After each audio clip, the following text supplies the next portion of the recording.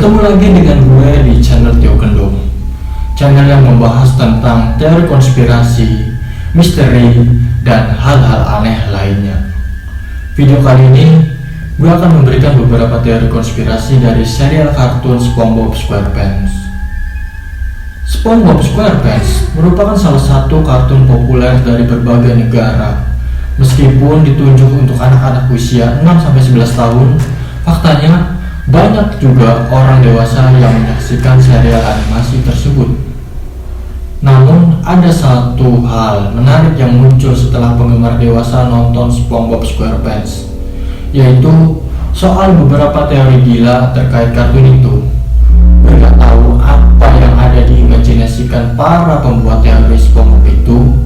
Yang jelas, hal tersebut justru bikin SpongeBob SquarePants seolah-olah bukan serial kartun buat anak-anak. Penasaran gak sih apa aja teori konspirasi SpongeBob? Ayo, simak penjelasan gue setelah pesan-pesan berikut ini.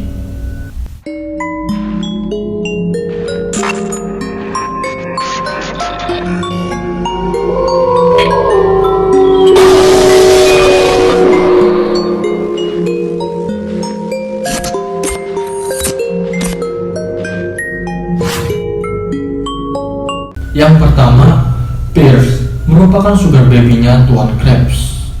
Mungkin banyak dari kalian yang sepakat kalau Pierce bukan anak kandungnya Tuan Krabs. Soalnya, spesies mereka berdua sangat berbeda. Pierce itu ikan paus, sedangkan Tuan Krabs itu kepiting. Beberapa penggemar menduga kalau Pierce diadopsi oleh Tuan Krabs. Namun salah satu penggemar justru ada yang berteori kalau Pierce merupakan sugar baby dari Tuan Krabs. Oh ya, sugar baby itu istilah yang merupakan sebutan untuk wanita belia yang membutuhkan sokongan dana atau uang dari pria mapan dengan cara menuruti segala keinginan sang pria tersebut. Hal ini tentunya mirip dengan Pierce yang mendatangi Tuan Krabs hanya untuk meminta uang. Apalagi ayahnya, yaitu Tuan Krabs, merupakan salah satu pria paling mapan di Bikini Bottom. Jadi, apakah ini benar adanya atau cuma sekedar teori? Yang kedua, resep rahasia Krabby Patty adalah daging kepiting. Seperti yang kalian ketahui, Krabby Patty merupakan salah satu makanan paling lezat yang ada di Bikini Bottoms. Hal ini jadi alasan Plankton selalu berusaha mencuri resep rahasianya untuk diproduksi di restorannya sendiri, yaitu di restoran Cambaker. Jadi, apa sebenarnya isi dari resep rahasia Krabby Patty yang selama ini disembunyikan Tuan Krabs? Berdasarkan teori gila salah satu penggemar, kabarnya isi dari Krabby Patty merupakan daging dari kepiting. Teori ini diperkuat pada episode 28 musim ketiga yang berjudul Midlife Crustacean. Pada episode itu, ada adegan Tuan Krabs melahap Krabby Patty dan berkata, jadi kayak ini rasanya diriku.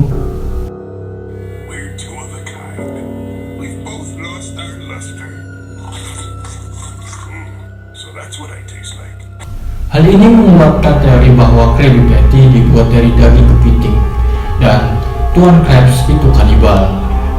Lagi pula, entah kalian sadari atau enggak, di Bikini Bottom sangat jarang ditemui kepiting lainnya kecuali Tuan Krabs.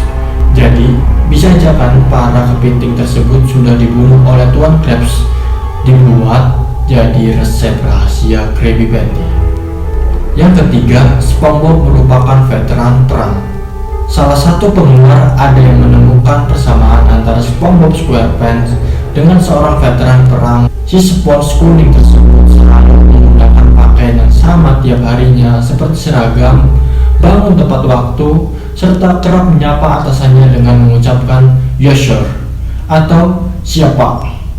Meskipun terkesan simpel, tapi seluruh kebiasaan tersebut juga merupakan rutinitas yang dilakukan oleh seorang tentara. Menurut sang penggemar kartun itu, SpongeBob adalah seorang veteran yang mengalami trauma atau PTSD ketika berperang. Orang yang menderita PTSD umumnya akan menangani diri dari memori traumatisnya dengan cara yang menyenangkan. Itu diperkuat dengan watak tokoh SpongeBob yang merupakan merupakan orang yang sangat ceria, energik, dan pandai bergaul dengan siapapun. Jadi, apakah teori ini masuk akal? Yang keempat, SpongeBob SquarePants kampanyekan homoseksual. Terlepas dari kepopulerannya, kartun SpongeBob SquarePants masih nggak bisa lepas dari yang namanya kontroversi. Ya, serial animasi garapan Stephen Hillenburg ini faktanya pernah menuai protes dari Badan Pengawas Konten Tontonan di Ukraina pada 2012.